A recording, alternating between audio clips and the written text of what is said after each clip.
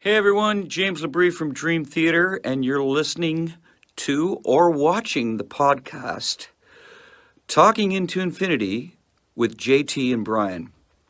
Enjoy this. These guys are extremely informative. I love their dialogue.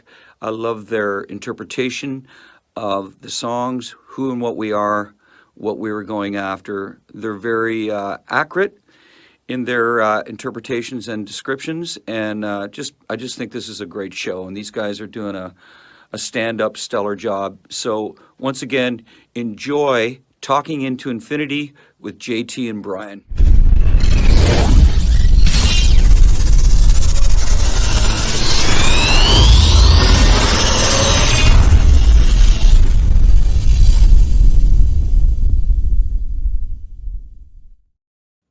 What is up, everybody? Welcome to another episode of Talking into Infinity, a Dream Theater centric podcast. I am your host, John. We are live on Facebook, YouTube, talkingintoinfinity.com, the CMSnetwork.com, and the CMS Network Rumble page. We are live at those locations every other Thursday at 7:30 p.m. Eastern Standard Time. If you are watching on YouTube, don't forget to click that like button. Click that subscribe button and smash that notification bell so that you are notified every time we go live. And if you are looking for audio replays of the show, just Google Talking into Infinity podcast, and we are on just about every podcast platform that you can think of. Normally at this time, I would introduce my co-host, Brian, but he ain't here. So he actually went back to St. Louis to visit family. So I am flying solo. And I had contemplated getting my amazing buddy Chris Aiken on the show for us to yell at each other for an hour. But I figured that we hadn't done a Dream Theater topic in a couple episodes.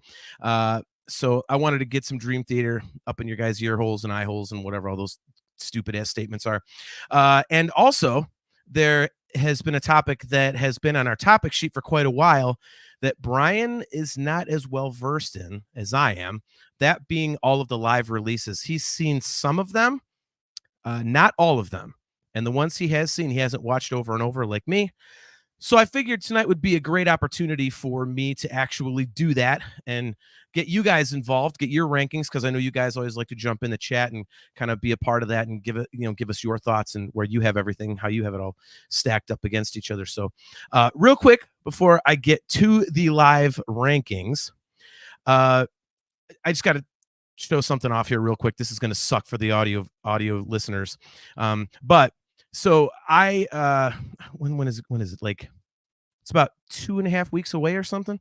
But I bought some really nice tickets to the upcoming Sammy Hagar tour, where he's doing mostly Van Hagar stuff. And obviously you guys know, if you've listened to the show at all, that I'm a huge Van Halen fan. So I ponied up for some good tickets, and I also got the VIP, the section that has VIP stuff.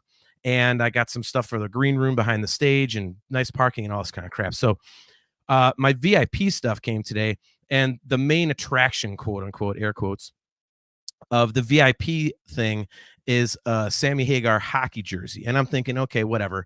I mean, if any of you guys are baseball fans, you go to a baseball game and it's like free jersey night. It's like the flimsiest, shittiest thing you've ever seen. It's like, okay, big deal. So I open up this package, a few minutes before I jumped on the air here, and the hockey jersey, man, it is legit. Like, this thing is fully embroidered. It's thick. I mean, this is an expensive ass hockey jersey. So I was pretty pleased with it. So I just want to show it off real quick. I think it's pretty cool. So I've done VIP packages before, and haven't really gotten anything like this. So, so it's got the tour logo on the front and all the guys' names. And then the back, of course, it's got to have 55 for Sammy Hagar, but it's got his name. So this is pretty cool. And it's all embroidered, man.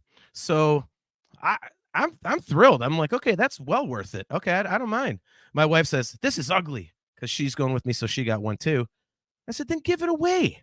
Like, who cares, man? It's supposed to be rock and roll. So leave it to my wife to be a downer. But anyway, so yeah, getting into the chat here. So Rocket Man, great to see you, man. Rocket Man 137 says, bring it on, lightweight John. John is not lightweight. John is a fat ass. So yeah, so everyone's betting on the fact that I'm going to mention my attendance at SCORE about 100 times tonight, but I'm not going to do that because I know it's expected. Although for Rocket Man, I might, just because I want to see how many people I can get drunk on a work night. Chastity Crawley, always good to see you. She says, before we get too into the topic, happy birthday, John Petrucci, tomorrow. All right. Maybe on his birthday, we'll get some news about the new record. So let's see, Tom Cullen, great to see you, man. He says, at rehearsal, can't chime in much, but Scenes from New York and Budokan are tops. Also, hi, John. Hey, Tom. Thanks for tuning in, bro. Doug McCauley, always good to see you, man. I said, came for the DT, stayed for whatever John was just talking about.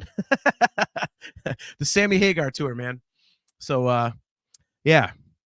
All right. There's Kale. It says, this could be a fun one. How goes it, John? It goes great.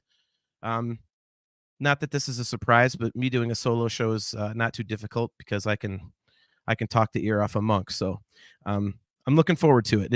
It's kind of cool to get to do this topic because for me, it's something I thought would be kind of interesting because there are 10 live releases.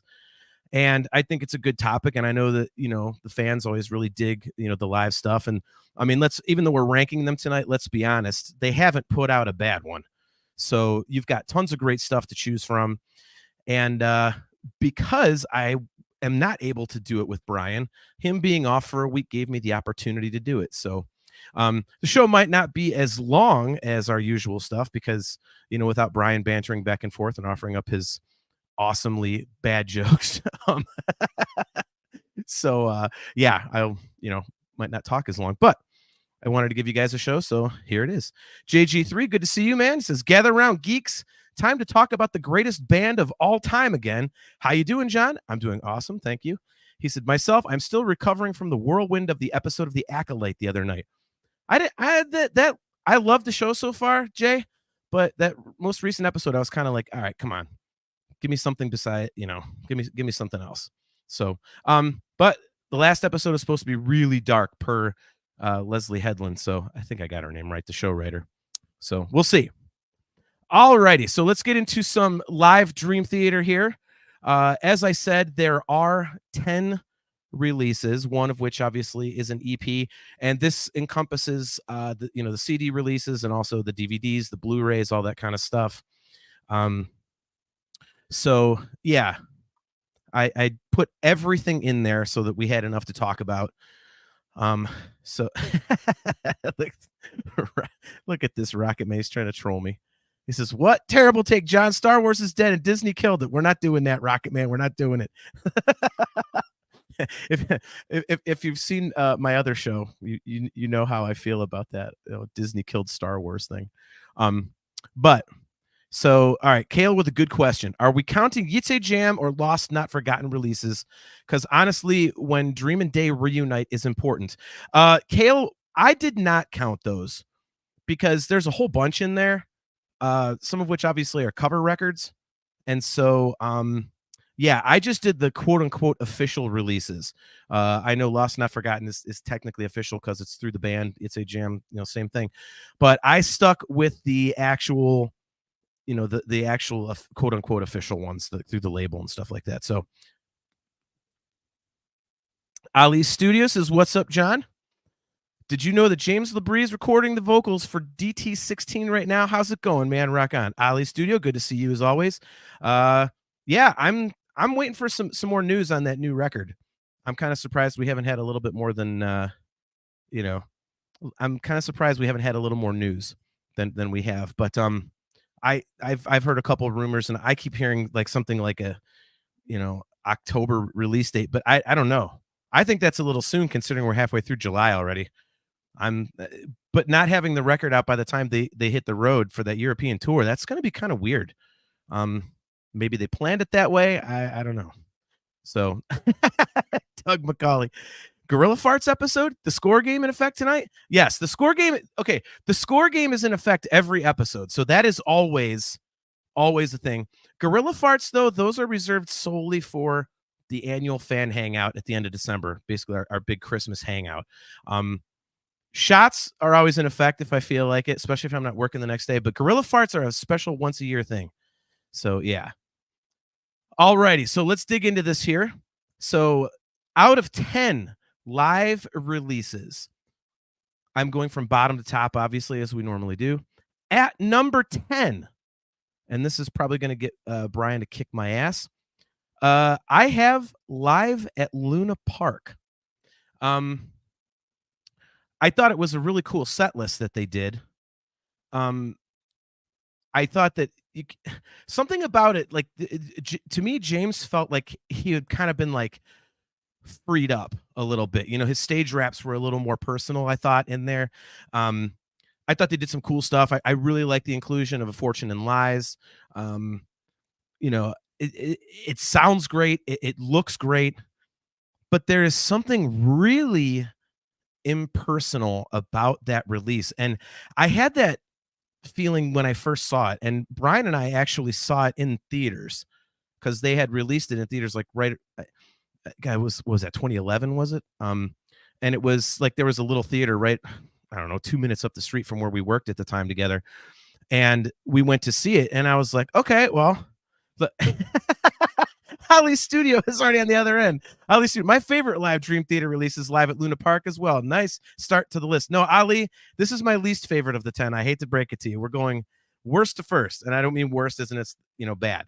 I just mean it's my least favorite. So unfortunately, Ali, we are complete opposites. So but yeah, like Discuss Metal Joe coming in a hair too late. Good to see you, brother, by the way. No, we are not counting Gitse Jam or Lost Not Forgotten releases, just the official like label releases, quote unquote official stuff.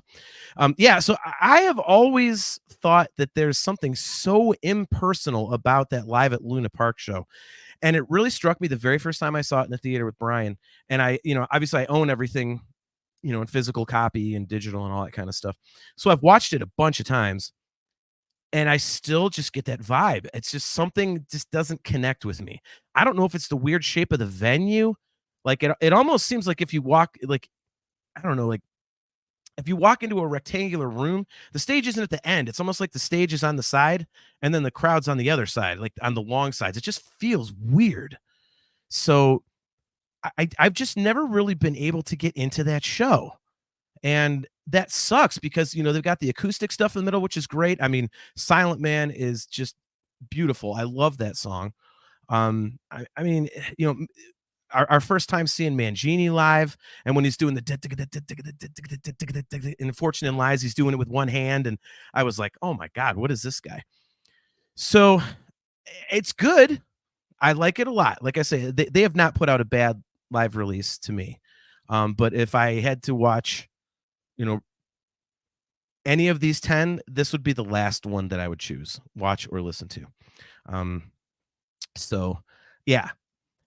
JG3 says James sounded so great on that tour. He really did. Yes, he did.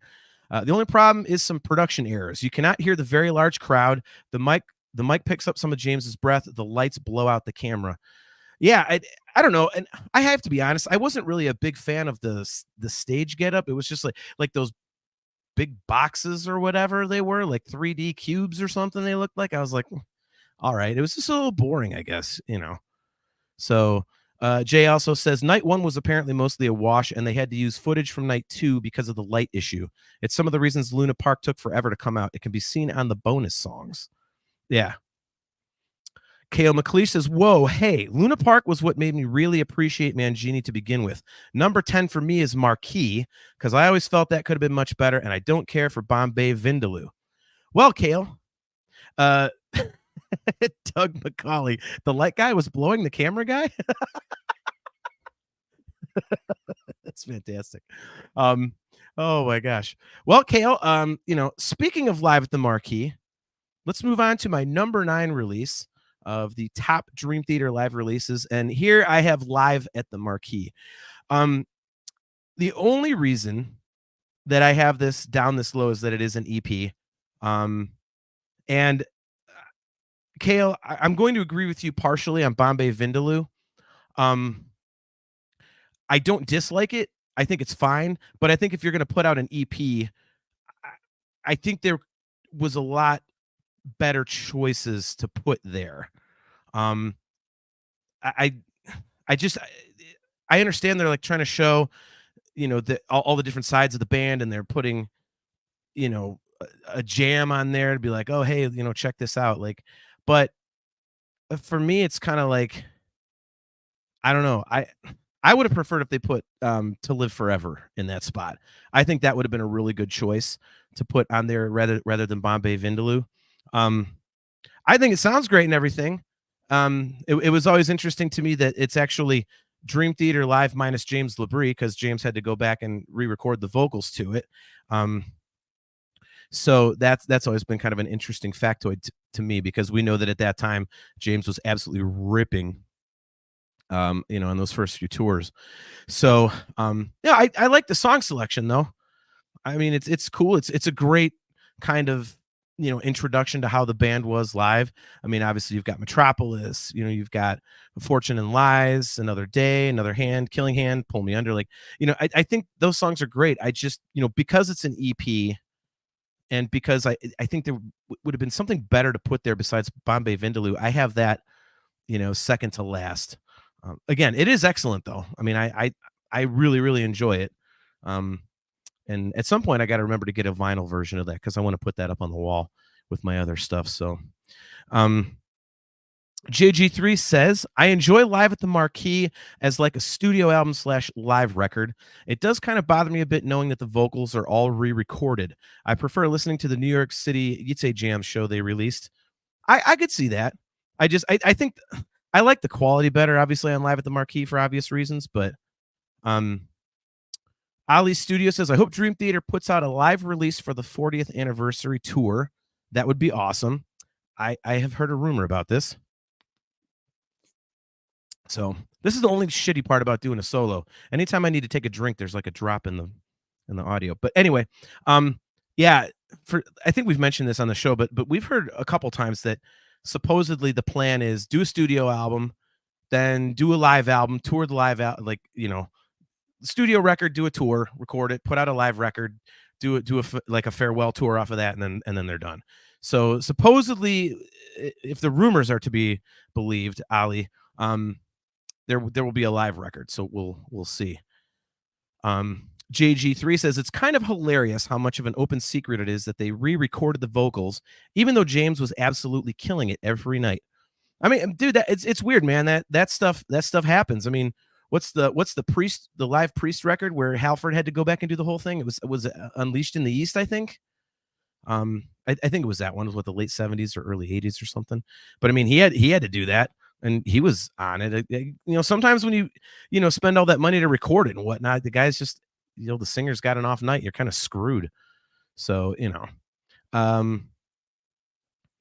Cale McLeish says, interestingly enough, there is a changing track list on Marquee. Some got Another Day and some got Surrounded. Surrounded was much better. I did not know that. I'll have to look that up, Cale. I did not know that there was is it like a difference between like the CD version and the vinyl? I did not know that was the thing. DFT's Dungeon, what's up, man? Damn, Dan, I haven't seen you forever, dude. DFT's Dungeon says, I honestly couldn't tell that the vocals were re-recorded. Then again, I'm pretty easy to fool. I don't know about that. Yeah.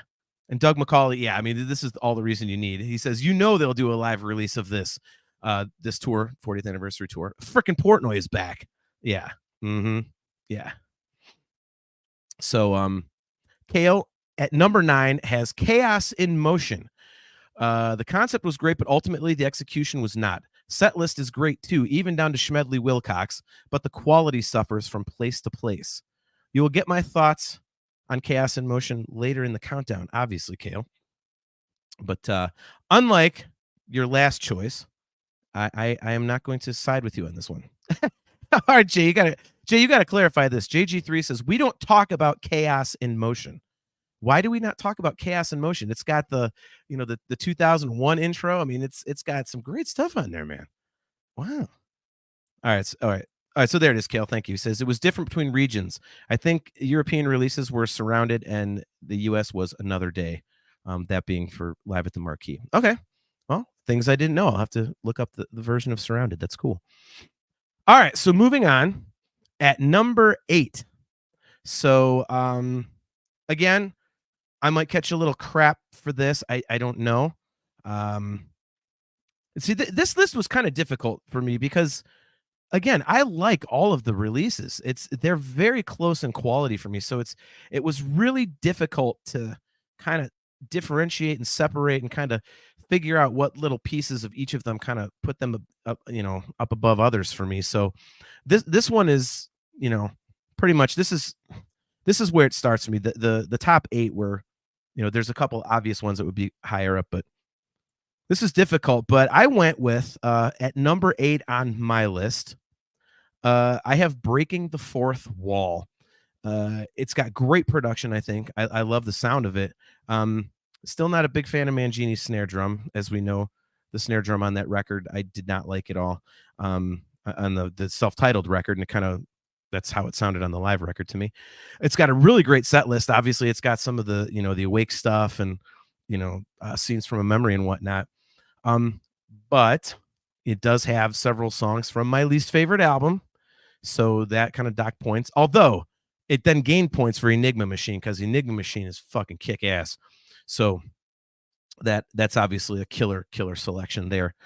And I will say that one of the big dings on this one for me, sorry to all of those of you who love this song, but it's got Illumination Theory live on it, and I am not a fan of that song. It is my least favorite Epic, as we know, and it's no surprise that they did that because, I think unless you've been living under a Dream Theater rock, you know that if you see a Dream Theater record with a song that's like at or over 20 minutes, it's going in the set list on that tour. So it's not like we didn't know it was coming. But yeah, JG3 musical treason. Oh my God, that's great. Oh my God. Yeah, I mean, it's good. It's just there's other stuff that I like on the other releases better. Kind of a funny story. I don't know if I told this before, but I've interviewed Petrucci before with Chris Aiken, and it was for this release, actually, for Breaking the Fourth Wall. And Chris asked some questions, and I asked a couple questions. And this was also the interview where Chris at the end flat out asked John Petrucci. He said, "All right, I need you to settle a debate between me and John. I say that you guys are undisciplined songwriters, and he says that it takes extreme discipline to hold someone's ear for like 15 minutes. And John laughed about it, and he said, "Wow, that's tough." And he actually answered it. He took a while and went into detail, and he basically came out with the conclusion. He's like, "You guys are probably both right." So he was awesome about it. So that was just a great memory that I have. But it was funny because with Chris's interviews back then, he would, it was strictly audio, so it was all like radio and stuff, and he would let the artist he was interviewing choose what song they would play after the interview. And of course, John picked Illumination Theory. I was like, oh man. And I was laughing. And we got done with the interview, and Aiken's like, "Why are you laughing so much?" And I was like, "Dude, I know you're not a fan of the band, but he just picked like a 23-minute song." So you're gonna have to play this damn thing because he requested it. So, and he did. But yeah, so that was kind of funny. So JG3 says, "Breaking the Fourth Wall is my favorite Dream Theater live Blu-ray. The band is in top form, and James is once again killing it." Yeah, I will say, I thought on that tour, Jay, that he was on fire. That was I think that was probably like the last great tour that I think James had, where you really, he wasn't missing a beat. I mean, he was just still getting way up there and everything. And man, he says, "The Shattered Fortress, Trial of Tears, Breaking All Illusions, The Mirror, Finally Free, amazing performances of some of my favorite songs." Yeah, that was a Trial of Tears, especially that being my favorite Dream Theater song. I remember going to see that show in Chicago and going, "Man, if I could just hear one song tonight, it would be Trial of Tears." And they went into it, and I was thrilled. So loved it. Kim McLeish says, "Number 8, I will agree with, though it's more because we brought Looking Glass and Along for the Ride into it, less than Illumination Theory, and the orchestra mix wasn't all there." I'm glad you mentioned that, Kale. Like on score, like the orchestra was so freaking cool. Um, Especially because it was such a surprise. And it was like, "Oh my god, they're doing this?" So I think when they did it for Breaking the Fourth Wall, I mean, it was still awesome, but it was almost kind of one of those, "Okay, we've seen it." So it took some of the luster off it, unfortunately. Um, I thought it sounded cool, and it was, it's a great watch, I think, and I think it adds a lot to the songs. But again, it did kind of, it was almost, I can't say anticlimactic, but it was like, we'd seen it before. So that kind of took away from the special, the unique aspect of it. But I totally understand why they did it. So um JG3 says he really enjoys what they did with Space Dive Vest. The ending vocals were great, and the guitar solo John added was a cool addition. Yeah, I thought that was fantastic. Obviously, I'm a big fan of that song. So as soon as they went into that, I was like, holy shit. And I thought at the time, I thought that was almost like a kind of like a mini tiny little fu to Portnoy, because he had said they'll never play it live because it was, a Kevin Moore song. And if they said in Lifting Shadows, the awesome Rich Wilson biography, they had said if they had known when they were, putting it on the record that he was leaving, that they wouldn't have put it on the record. So so that was pretty cool. So yeah, DFT's Dungeon. You guys are both right. The diplomatic answer. Yeah. I mean, but dude, give him credit. I mean, Aiken totally slapped him. He was like, "Yeah, I say you guys are undisciplined." It's like, I mean, how many artists can you get away with saying that to? And they're like, "Yeah, I'll answer the question," without being a total douche.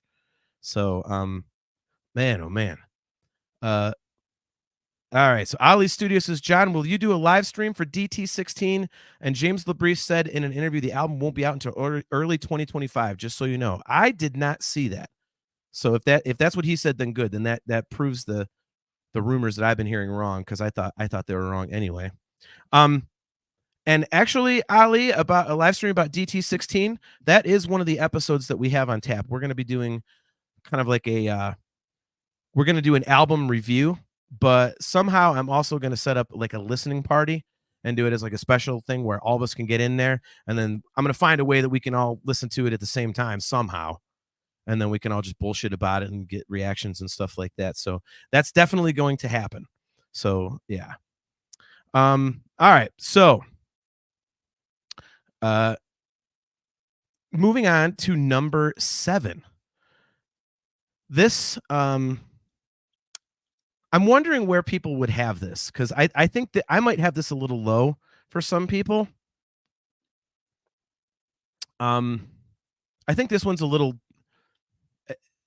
more difficult to find too. I've actually known some Dream Theater fans that didn't know this existed, which is really weird, because I always thought that, if you're into Dream Theater, you know everything about it. I've never met like a quote unquote casual Dream Theater fan, but I have Live in Tokyo. So the version that I have, I've got the split release. It's a 2 DVD set. It's Live in Tokyo and Once in a Lifetime. So it's two DVDs. This is an awesome release personally for me. I just love seeing the band, pretty much at their earliest with James. They're hungry. It's, a little more stripped down than it would become. So it's a little more raw, which is always really cool to see. The version of Wait for Sleep is kick ass. That is just a fantastic version of that song. It's definitely by far my favorite of any of the ones I've heard. But the funny thing to me is that it's always like, you think about, James and what would happen to him with the, rupturing a vocal cord, during the Awake tour and all the stuff and having to recover. But it's like, in my notes, I have, "Damn, James, save some for down the road." What? Like he hits these crazy screams in parts of the song where it's not there. And it's like, damn, dude, somebody knew they were recording live. So, it sounds awesome. It sounds awesome, but it's just so funny to me. Like, as the singer myself, I know that if I know, like, if we have to record, like, I'm taking it a little easy to make sure I'm hitting my notes. But also, as you know, if I know that I don't have to sing the next day, if I get near the end of a show and I can just blow it out, like I totally do, just take advantage of it. Like, yeah, I'm gonna rip my vocal cords in half. So, there's probably some of both going on there with James, I would assume. But yeah, I mean, it's just a really cool set list. Obviously, you've got stuff from the first two records. An extended guitar solo kind of jam thing. You've got, Portnoy with the solo in the middle of You'd Say Jam. It's when he had his little sound effect pad and stuff like that. He was doing that whole thing. You get an early version of, the intro to The Mirror. Some cool footage of them, bopping around Tokyo and stuff like that. So you get to kind of see their personalities, which I think that's my favorite part of that release because, I mean, I don't know, maybe this is just me, but I always think it's kind of ballsy for a band to release a live recording from like one of their first tours ever. You don't usually see that, it's usually a couple albums in, but they obviously did have two records out, but you get my point. So I thought that was ballsy, but then also there, it was kind of a personal thing. Like you don't get that a lot with a lot of live releases. It's pretty much here's the concert, boom, we're out. But they kind of set a precedent for themselves with this by saying, hey, here's who we are as people. We're tourists. We're doing this, that, and the other. So that was pretty cool, man. So I thought that was unique, and I really, really like it. So yeah. All right. So Doug McCauley says, love Live in Tokyo. James at his best for sure. Yeah, his voice is just absolute money in the bank on this, man. GG3. Yes, the peak dress attire version of Dream Theater. The frilly shirts and everything. Yep. Kale McLeish says, I didn't know we were counting this one. I was only going with the CDs. Yeah, I might agree with this placement because I don't remember much of it. I know To Live Forever was great on this one. Yeah, that's where they had like the kind of the extended guitar thing at the end. But I mean, truthfully, anytime I get To Live Forever, I'm a fan because I something about that song I just love. It's like perfect melodically for me. That's I think if I would have to say that's probably my top choice for the 40th anniversary tour. If I could hear one song and say, okay, I'd be happy with paying for the tickets, it would be To Live Forever. I've heard Trail of Tears a couple times. I've only heard To Live Forever live once. It was on the Images and Words 25th anniversary tour. Doug McCauley, aka Clean Shaven Dream Theater. Yeah, right. Oh my God. Okay, JG3 says, this might be controversial, but I enjoy Kevin Moore, the studio keyboardist, but I find him a bit underwhelming as a live keyboardist. Jordan is just so much better as a live performer. You know what? I think I would agree with that. Jay, because I mean, first of all, Jordan has a lot more varied sounds, and I get like, it was very early in their career, and it's not like they had all the money to throw at equipment and stuff like that like they do now. So his rig was much more stripped down. But yeah, I think I would agree. Kevin Moore was never an outgoing, gregarious kind of figure on stage. And it's not that Jordan's out there like doing backflips and everything, but he's got his custom, his custom keyboard stand, and it's kind of rocks back and forth, and he rotates, and he's got the Zen Riffer and stuff like that. So I would agree with that. I think that's a good take, Jay. I think that's a good take. Kale says, lucky. I saw the Gift of Music, Our New World version of that Images and Words 25th anniversary set list. Yeah, Kale, what was really cool for me, though, was we saw To Live Forever live. And then when they did like the COVID, like the COVID broadcast, then it was Gift of Music, Our New World. So Brian and I actually got to see both versions, which was really, really cool, man. Doug McCauley.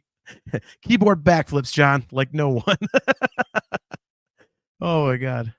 Yeah, JG3 says, I wonder if he was uncomfortable performing, him being Kevin Moore. I mean, he never even performed his solo stuff. It just might not be his thing. Yeah, he flat said he's not into the celebrity of the whole thing. Like he won't come back for even a one-off. it's weird. I mean, if you don't want to tour and you don't want to do all that stuff, I get it. But by the same token, like, why wouldn't you come back for just a show? Like, they were trying to get him for Score, and I think, they were trying to get him for When Dream and Day Reunite and stuff like that. Like, I mean, one show, is it really that difficult? But he may, at least, he's got his convictions and he sticks to them. So, yeah. So, all right. So speaking of convictions, I have conviction that number 6 on my list is a live release that looks and sounds amazing, and it is the most animated I think we've seen James on stage in any of them. I have Distant Memories live in London at number 6. It's a very cool set list. It looks great and everything. I thought, Wayne, our buddy Wayne Joyner, did a fucking kick-ass job on that stage setup. I will never forget walking into that tour in Chicago, Brian and I, and our first look at the stage, we went, what the hell is all this? I mean, it was so impressive, especially coming off the back of, the Images tour that we saw, which was basically like the backdrop was a giant quilt, and that was pretty much it. They went very much bare bones. Not a lot of, if any, production. And then all of a sudden you get to, Distance Over Time, and you've got like, these ramps and stuff and big, huge graphics and lights, and you're like, what in the hell? So I mean, for that reason, this DVD just looks fantastic, and the sound is great. Obviously, we know it was a great set list. I mean, you've got Nightmare to Remember in there, obviously, Pale Blue Dot, and it's just, it was, I just think it was an awesome presentation. I think I would have liked a little bit more behind the scenes stuff. I think, and that's one thing. I mean, this is a very obvious thing to say, but it's because of how much stuff that Portnoy used to always put on these things, it became kind of glaring that it wasn't there, in 13 years that he wasn't in the band, which is crazy because they still did those things. And if it was any other band, you'd be like, oh, look at all this cool bonus stuff. But because it's Portnoy, it was like, here's like 86 hours of bonus stuff for an hour and a half long album. Like, you're like, oh, I wish there was more. So if I had a complaint, that might be it. But it's like, what do you want? You got bonus stuff. You got phenomenal production value. And again, I loved how James was just all over the place. I thought that was cool. He seemed reinvigorated. Even when we saw that tour, he seemed reinvigorated. I think, his best vocal performance for me on a record will always be The Astonishing, just because of all the different parts that he had to portray, the different ways he had to use his voice. But I think, because that record was so, divisive with the fans, and, I don't think that the Mangini era had gotten quite the traction that they were hoping for. I think when Distance Over Time came out, and it was kind of, for me, I think it was an immediate hit. The reactions that I saw were almost universally positive right off the bat for it. I think it really kind of, reinvigorated them. I thought it, they were like, okay, cool. We still, not, I hate to say, they were thinking, oh, we still got it. But you know what I mean? It's like, okay, cool. Like, the fans haven't jumped off the bandwagon. Like, it's, this is still exactly what it's always been. So, and I think you can see that in James, especially on that tour. So I love this release for that record, for that reason, excuse me. And like I say, Wayne's graphics work was just out of this world. I don't know how he would have ever topped it. I mean, the view from the top of the world was awesome as well, but there was just something. I mean, it was like seeing like an arena band in more of like a, like a theater setting, like it holds like 2,000, 2,500 people, as opposed, it looked like a stage you would put in a place that holds like 25,000, which I thought was just awesome. So that's very, very cool. So, alrighty. JG3 says, I love the way Distant Memories is filmed. It sounds great, and the band sounds fantastic. James can be a little hit or miss at times, but he mostly nails it. I'm a big fan of that show. Kale McLeish says, Distant Memories is fantastic. Weirdly, I think I'd take the first set over the Scene set. I just wish they'd done the Overture 2000 jam instead of the new ending of Finally Free. Fucking COVID. Right. Yeah. So in terms of Kale, I should have gotten to see this live for myself. Kale, you're just gonna have to save up and get a plane ticket, man. You're gonna have to come over to the US. You're just gonna have to road trip like halfway across the world to see Dream Theater. So um Ali Studio says, I hope we get a documentary of DT16 so we can see what they were doing in the studio. That would be awesome. Ali, I would I would put a lot of money on the fact that that's going to happen. I don't think there's any way they don't do that. I mean, we've said before on the show that I think all of us want to see that. And it's not even just going to be like, hey, here's how we did the new record. There's going to be a whole thing about how it came together, how they got back together, all that kind of brotherly love stuff. Like it's Portnoy. There's no way that that's not going to be something that they put out, So JG3 says the Distant Memories tour Blu-ray, James felt really confident and strong vocally, especially during the scene set. Yeah, yeah. See, okay. See, Kale, look at that. Kale, you have a Chastity. She's so sweet. And she'll bake for you. Chastity says, Kale, you have a place to stay in Utah if you need it. There we go. See? And look, Kale, you're such a complainer. I have to do all the travel myself because bands just suck ass at remembering us now. Well, you live really far away, dude. So, oh my God, that's funny. All right, so appreciate all your guys' input, man. Helping me get through this solo show. You guys are awesome as usual. Moving on to the top 5. This might be a little bit of a surprise to people, but I have Once in a Lifetime at number 5, and it is, the live release from my favorite record. So obviously I love the set list. But for me, I think what knocks this down a peg is in the DVD. The CD version where it's just the show is amazing. I love it. I love the production on it. It's fat, I think they're firing on all cylinders, even though I don't know how you guys feel about this, but we know now that they were basically a couple shows away from being done. Portnoy had said, I'm stepping down, whatever. And that's why at the end of the show, he says, au revoir, and all that kind of stuff. Cause it was, he's like, yeah, I'm out. I'm just going to finish the tour. And, I think my dogs are fighting upstairs. Sorry guys, got a new dog and 2 of them are kind of getting into it. But yeah, even though we now know that they were basically about to be broken up for all intents and purposes, I don't think it sounds like that on that release. I think they sound great.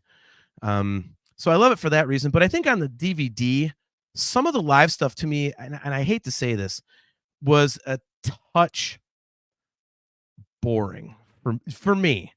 And by that I mean some of the acoustic selections that they chose. I would have picked some different stuff.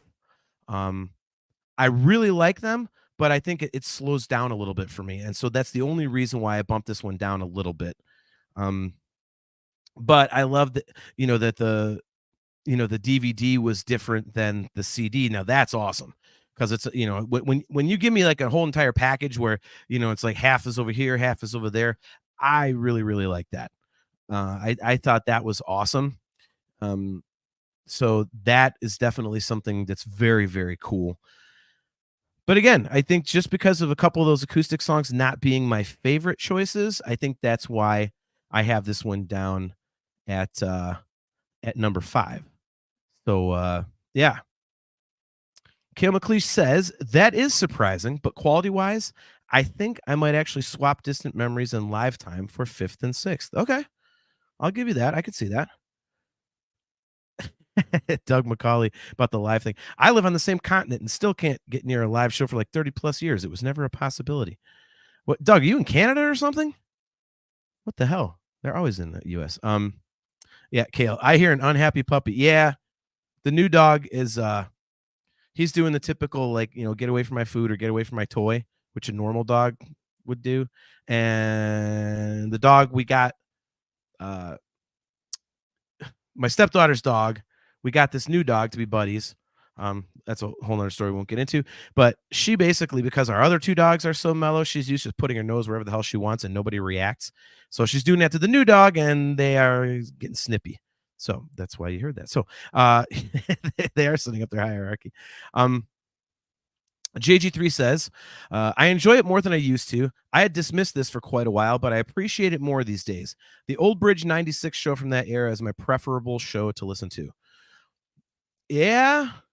Yeah, I think the only thing there, Jay, is that it's not like, because it's not quote unquote officially recorded. I obviously like the production better on once in a lifetime, but Jay also says, I'm not a huge fan of live shows with the songs cut up by backstage band things. I much prefer having the show beginning to end and then the backstage stuff separate. See, you know what, man?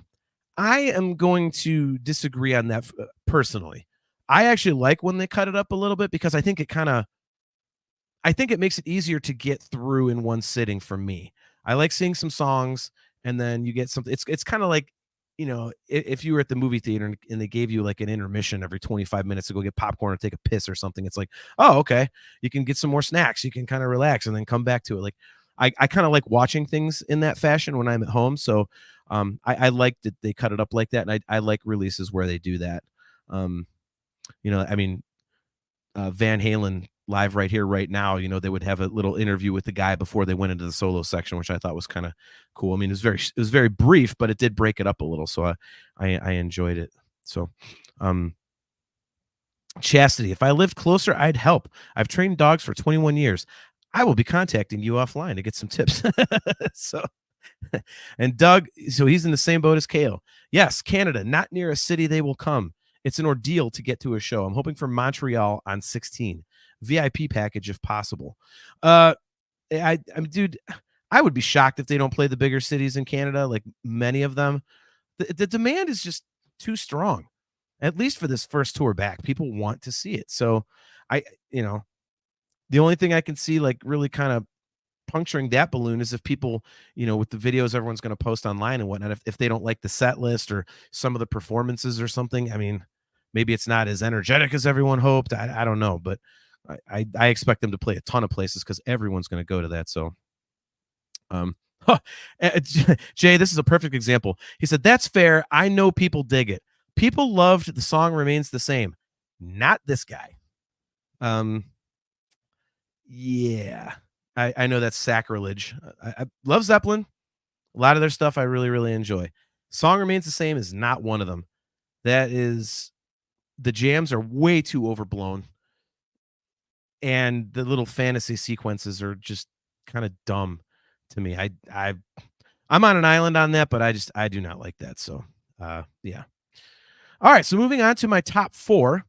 At number 4, and again, this may be a little controversial because I think this is one that a lot of people would probably have in their top spot. I actually have the marathon juggernaut that is Live Scenes from New York. It is absolutely, like I say, it is a juggernaut. So for those of you guys who may not be familiar with it, this is, 4 hours long or something like that? Because they did the whole scenes record and then they basically did a whole nother 2 hours or something like that. And James at the end, he goes up the mic, he's like, sorry about the short set. Yeah, that's like, man, I think that's the only reason why I have this, at number 4 and I don't have it higher. It's awesome to get all that content, but to do it in one sitting is kind of a bitch. And I think, your ears get a little bit tired. I wonder what it would have been like to be there. Cause I'm trying to remember which one of you guys has said that you were there. I know there's people that have tuned in that were there. And they said it was amazing, but I wonder what it would be like to be at a show that goes 4 hours. It's, because I know that was the first tour that I ever saw the band, and I still wasn't used to them. And Doug McCauley wasn't me. Nice. That's awesome.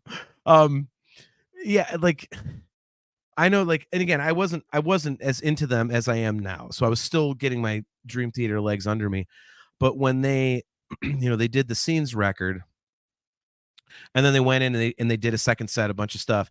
Man, near the end of the show, I was like, dude, I just need to hear some AC/DC. I need some 4-chord jammer, 4/4 time signature. Just holy shit. It's kind of like, my favorite food is crab legs. And when I go to all you can eat crab, like that taste at the end, I've eaten so much. I'm like, oh my God, just give me like a couple spoonfuls of ice cream. Just give me something simple and sweet. And like, so yeah, man, 4 hours. Holy shit, man. That's just, but that having been said, I mean, what more can you ask for? I mean, talk about getting your money's worth. You get the whole scenes record. You get, the little choir going with Teresa Thompson leading it. Changes seasons. You get, that mashup that they put in there. I mean, man, there is so much great stuff on there. And and it's cool because I think there's an energy to it because Jordan was still fresh in the band. Obviously, it was his first record with them, and most of the guys being New York guys, it's a homecoming show. They were completely rejuvenated, by having told the label to fuck off after Falling Into Infinity. They're like, look, we're doing a record our way. It's either going to be successful our way or it's going to fail our way, and then you can drop us later, but you'll piss off. And they bet on themselves and won big time and wrote what most people consider to be, or not most, but a lot of people consider to be their best record. So I think there's a lot of energy on that release, and it's basically it's a victory lap. It's a huge victory lap to me. And I think, and one of the things I also like about it, there's an immediacy to the production.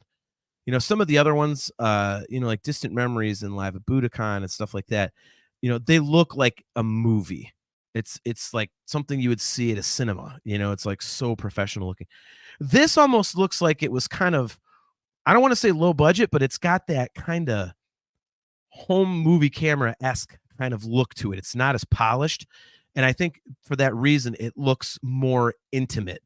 And I've always really enjoyed that about this one. So yeah, I mean, Live Scenes is just kick ass. Like I say, it's just down this low strictly because of the fact that it's a little bit long. So getting through it in one sitting is kind of a bitch. So all right, let's get to there we go. Yeah. Kale, take the intermission between Finally Free and Metropolis as intended. Okay, so we're not talking about the right record there. JG3, sorry about that. JG3 says, I enjoy Live Scenes a lot. A mind beside itself, learning to live a change of seasons back to back is amazing. My complaint is the sound is a bit muddy, the bass in particular. Yeah, but you know what, Doje? I think that was kind of like, that's kind of been John Mayung's tone for, at least at that period, for quite a bit. He got really locked in on that. So that was, I think that was just kind of like par for the course there. Yeah. Doug says, if you listen to the commentary, James at the end of that marathon says, if you're still watching, you need to get a fucking life. It's one thing I've never done because of the runtime. I've never watched the commentary. So I think I'm definitely going to have to do that, because that would kind of get me through it, because it's a fresh way to watch it and whatnot. Kale McLeish says Live Scenes goes into my number 2 slot. That's really gross, Kale. Slightly muddy sounds, and I'm just not a fan of Another Day. You know what, Kale? I will give James a pass on Another Day. I mean, to put that song that late in that long of a show is, oh, God. I mean, I'm surprised he hit any of those notes. So, yeah. Holy shit. Ugh. Yeah, I cannot blame him for that. So, all righty. Well, no. Okay, Kale says, how are we not talking about the right record? The actual show ended set 1 at the end of Scenes, and the second set kicked in with Metropolis. Well, you said fine. Oh, never mind. I'm sorry, Kale. For some reason, I was thinking 6 Degrees. Never mind. You are talking. Sorry. See, this is why you guys are awesome, because you guys have no compunction about correcting me when I need corrected. I love that. I fucking love that. So thank you for correcting me, Kale, as always. So JG3 says, I actually don't mind his performance of Another Day. He's not hitting the highest notes, but it still sounds powerful. Yeah, I would agree. Like I say, I mean, if you're going to have James sing it that late and that long of a show, you get what you get. I mean, the guy's only human, for fuck's sake. All right. So moving into the top 3, I, at number 3, have what I think is the best produced and best looking live release that they've done. I have Live at Budokan at number 3. I have this one above Scenes from New York because it's a little shorter, so it's easier to get through in one sitting. And as I just said, it's got, the best production value of the live releases, I think. And some of the song choices are just great. When you get like the instrument medley going on, I think is cool. You get that jam, in the middle of was it Home? I think track 3. I'm drawing a blank, but whatever track 3 was, and you get that big jam in the middle, which was the little solo spotlight. It was awesome. Obviously, it's the live version of Hollow Years appears on this. So I think the set list was amazingly well crafted. Every song just works. I laugh because my favorite John Petrucci guitar solo is in Test That Stumped Them All, and he actually blows the coolest part for me, like the wham. You can hear it. You go, he kind of he misses a little bit at the very beginning there. So that always kind of makes me laugh. But I mean, there is nothing to complain about with this one. It's so unbelievably well done, and I don't know. I mean, what can you say? I mean, In the Name of God is just great. You get the Train of Thought stuff live, which is awesome. It's just a phenomenal package. You get a really cool documentary in there. There's a lot of rig rundowns, which is awesome. So, I mean, the bonus features are fantastic. And like I said, it just sounds awesome. It looks awesome. And this is just a perfect release. I remember when this first came out, I could not stop listening to it. I was like, holy shit, this is like another studio album for me. And I just devoured this one. And I bought it on DVD as soon as it came out. And even though I owned it, the second they announced they were going to re-release it on Blu-ray, I forget if it was my birthday or Christmas coming up, but my stepdaughter had asked me like, oh, what do you want for, and I was like, oh, you got to get me Live at Budokan. So she was like, wow, I thought it would have taken you a minute to think of something. I'm like, nope, get me the Dream Theater Blu-ray, dude. I need to have the Dream Theater Blu-ray. So that was pretty cool. So that's a fun memory that I have of this record. But yeah, I've played this one to death, and I just think they're firing on all cylinders on this one. So yeah, my number 3 is excuse me, Live at Budokan. Chastity Crawley at her number 3 has Live at the Marquee. Interesting. Okay. That seems kind of high, Chastity. I got to be honest. You have to explain in the chat why you have that so high.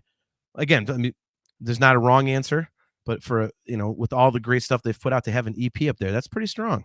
So, all righty. Doug McCauley says, Instrumentally. Enough said. Amen to that. Kale says, Beyond This Life was the jam. Yeah. Kale, I mean, everywhere you look on this one, you can say, oh, this one was awesome. This one was awesome. And all of a sudden you realize basically the whole show was just unbelievable. So it's just, the band was completely firing on all cylinders. It was such a great, great, great show. JG3 says, yeah, the filming of Budokan is great. It's just a fantastic venue for filming a live concert. Yeah, I agree. I think, Jay, I think it's kind of like the opposite of Live at Luna Park for me. Like, I feel a part of, Live at Budokan, whereas with Live at Luna Park, I feel distanced from it. It's kind of, like at arm's length. It's weird. So Sean Faust, what is up, man? How's it going, dude? He says, hey, everybody. Good to see you, man. It's been a while. He asked me, did you talk about being at SCORE yet? I mentioned it one time at the beginning of the show, and only in reference to the fact that people were drinking when I said it. So I was referencing the game, and I actually didn't say, hey, I was there. So, Doug McCauley says, did they do Fortune and Lies on Budokan, or was it another song from When Dream and Day Unite? No, it was was it Only a Matter of Time, I think? Let me look up the track listing. Well, actually, I don't even need to do that because Kale will have it in the chat in a second. So, yeah, Only a Matter of Time. Okay, yeah. So Ali's Studio has #1 live at Budokan for him. Best live DVD ever, and bonus stuff is awesome. Yes. Doug, that does not count as a drink. I was asked a question. It doesn't count. It does not count unless I'm like actually in a conversation. If I'm answering a question, that's not me saying I was at Score. Like I just referenced it to reference it. I wasn't saying, hey guys, guess what? So when I was at Score, like if I was phrasing it that way, then you could count it against me. But you know, yeah. Jay, good point here. He says, I have since obtained the DVD and the Blu-ray. If anyone hasn't heard the Budokan Blu-ray, it sounds exceptionally crisp and looks fantastic. Yeah, it is ungodly. I mean, the production value is second to none. So Sean Faust says the fact that the extended Beyond This Live Jam was improv every night speaks volumes too. Yes, it does. Yep. Kale, my #3 is the drinking game. Couple of choices I would have made differently, but everything is so well performed. And my God, that orchestra. One of 3 Metropolises in my playlist. Nice. Oh my God, that's awesome. JG3. There's something I love about seeing a bunch of Japanese businessmen in suits rocking out to Train of Thought live. Yep. Oh my God. Look at Doug McCauley. You mentioned it.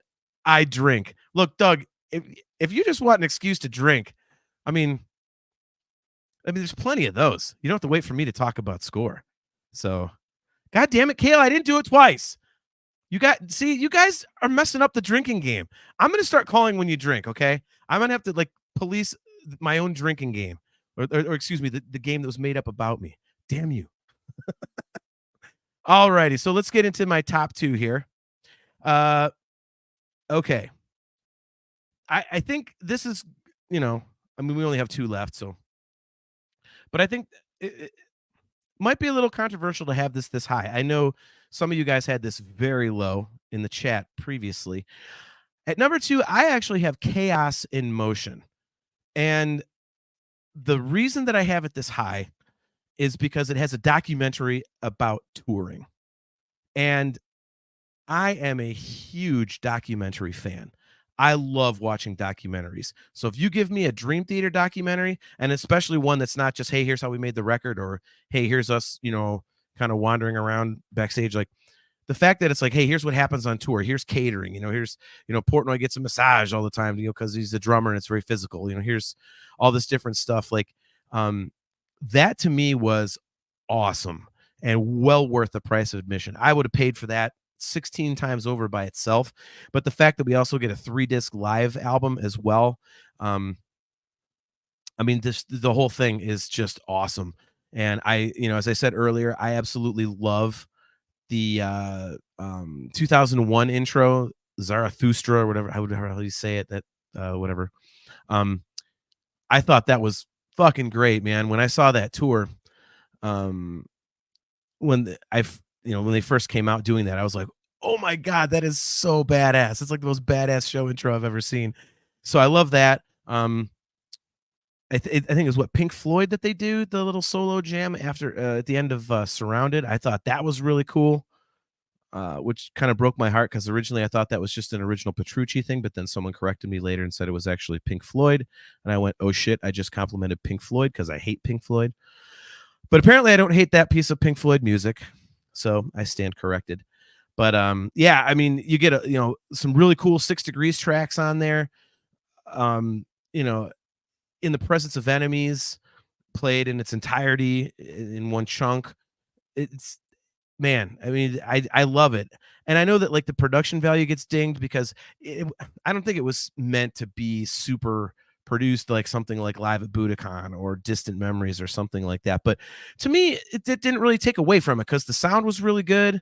And, it's not like it was it's not like the video was Cliff Amal or something filmed on somebody's home camcorder. So, I thought it was cool. I thought it was cool. I love it. The amount of content there outside of the live stuff, I thought was absolutely incredible. So for me, I just think that it was a fantastic show, a fantastic set. I have great memories of that tour. That's the only time I ever saw them on back-to-back nights. Excuse me. They were playing in Columbus, Ohio on Friday night, and then here at home in Cleveland on Saturday. And club owner, friend of mine from Youngstown, where my band played all the time, he was a huge Dream Theater guy. He's like, "Hey man, we got to go see Dream Theater." And I was like, "Okay, well, you want to go Saturday? They're in Cleveland." He's like, "Oh, I can't. I got this thing I got to do." I said, "Well, let's go on." He goes, "I can go to Columbus on Friday." And I said, "Shit, I'll go 2 nights in a row." So we went.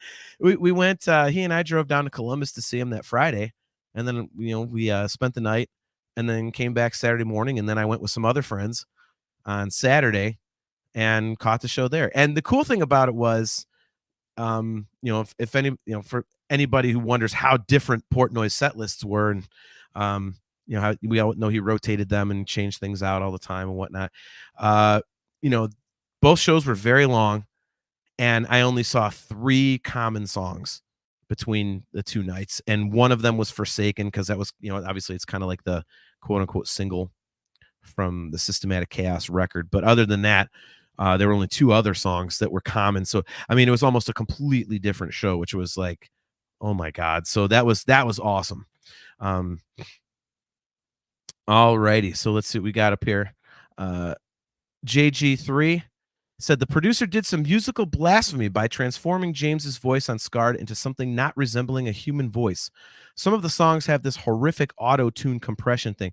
Yeah, there is like there is a kind of weird sound.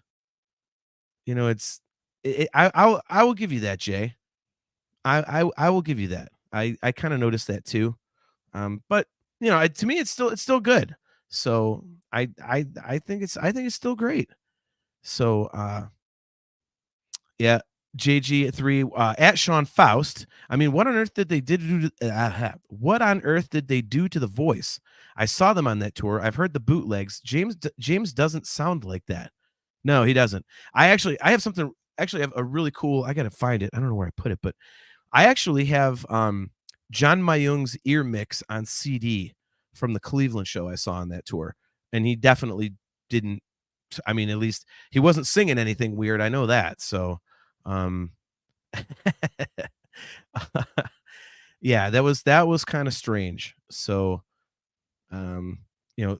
Kale says at least the set list is good. Hopefully, not the last time we get Blind Faith. Yeah, I agree. I agree. All right, guys. So, at number 1, this should not be a surprise. I tried to tease it in the show description, but I'm terrible at masking stuff. So I obviously have the show that I was at. Drink up, everybody. I gotta have Score at number 1. That show might be my favorite concert of all time that I've been to. My first Van Halen show is definitely up there. I saw my second Van Halen show with my mom, which was just such a goddamn good time. So that's up there. But I think being at Score was just, I mean, all the different stuff that happened, being interviewed and then finding out that I was on the documentary, meeting Portnoy and getting his autograph. And, I mean, the trip down there was a blast. The trip back was fun. For any of you guys who are newer to the show, if you go back in the archives, I actually had my buddy Matt Wardlaw on the show to talk about Score. He's the one that I went to the show with. And we talked about our trip and also kind of deep dove the record and stuff like that. So, but yeah, I mean, being in such an iconic venue was just a total blast for me, because I've not gotten to do many things like that in my life. Like I've done a lot of cool shit, but in terms of like, people, I went to Red Rocks, or I went to the Pantheon, or all these legendary places to go visit and stuff. I've never really done anything like that. Like I think Radio City is probably the most iconic place I've been to. And I think it's just because, my emotional connection to that whole trip, it puts it up there because I was just in a great mood the whole time. I mean, absolutely nothing popped in my balloon for the 4 days that we did that trip. And then on top of it, it's just an unbelievably kick-ass performance.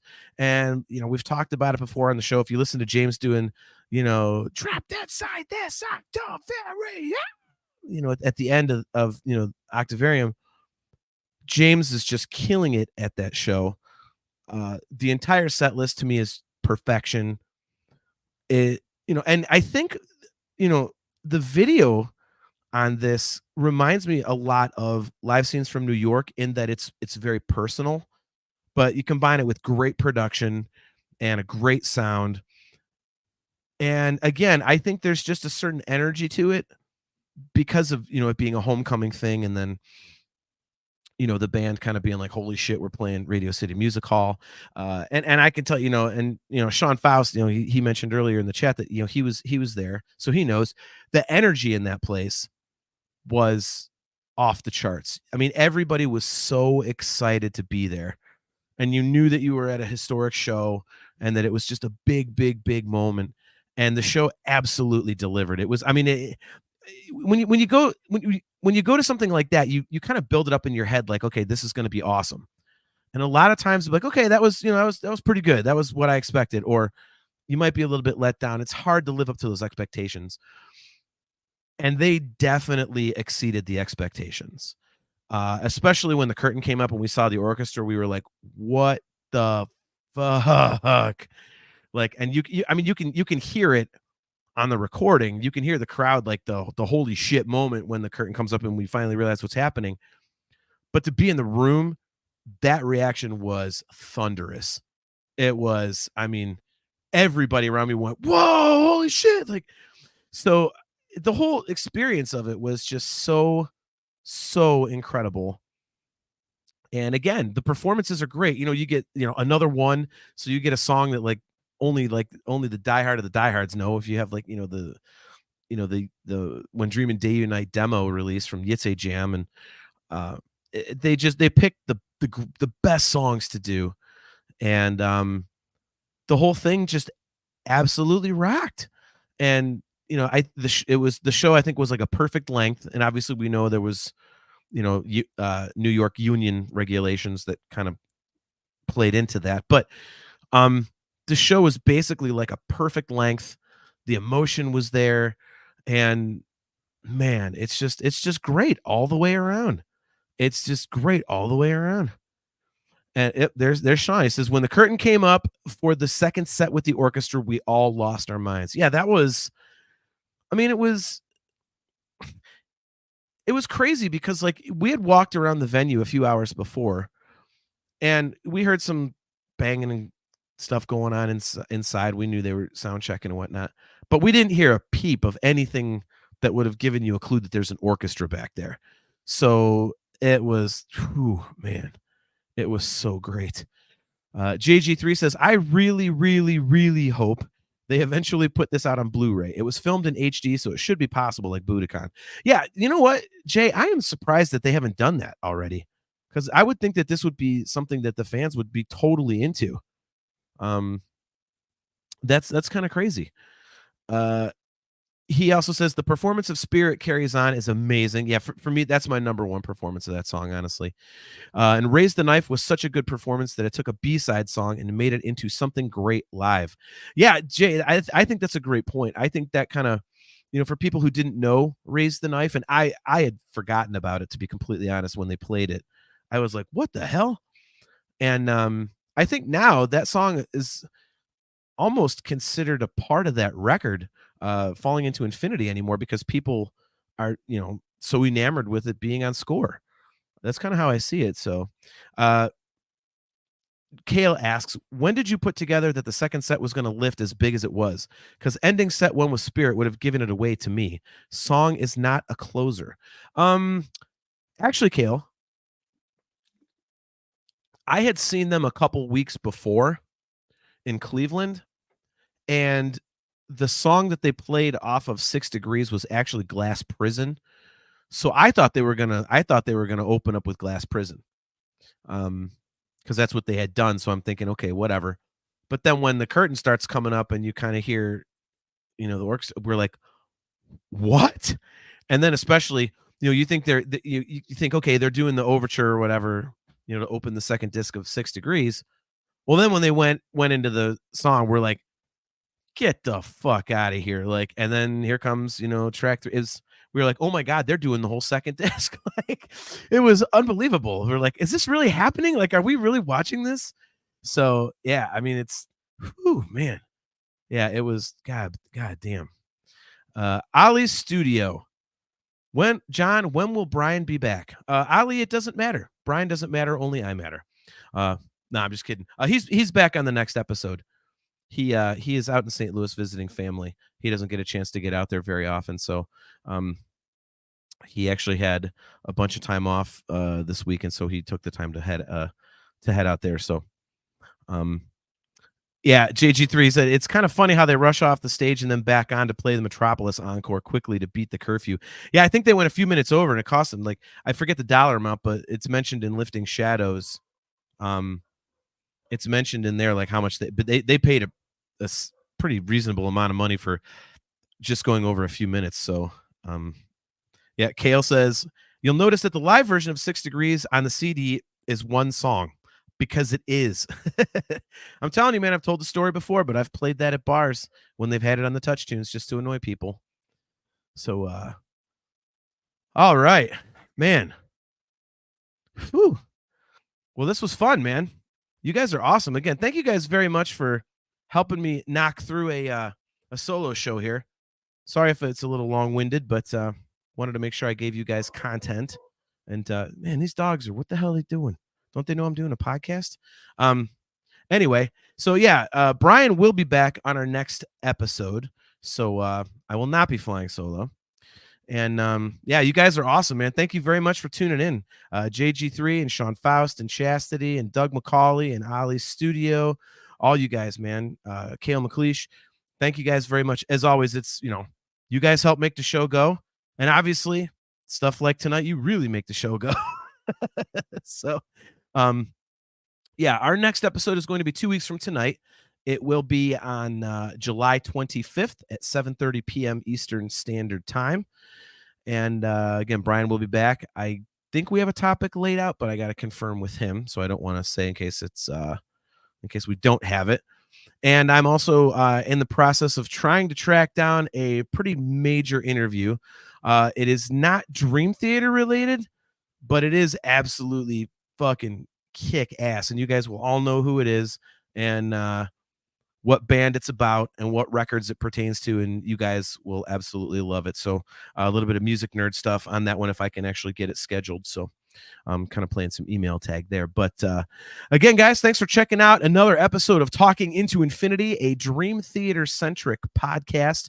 Don't forget, if you are watching on YouTube and have not done so, please hit the like button, hit the subscribe button, and hit the notification bell so that you are notified whenever we go live. And if you're looking for audio replays, just Google Talking Into Infinity podcast. So, normally I would say, I'm your host, John. He's Brian, but he's not Brian. He's in St. Louis. So we'll see you guys in 2 weeks on Thursday, July 25th at 7:30 p.m. Eastern Standard Time. And guys, as always, love you and Carpe Diem.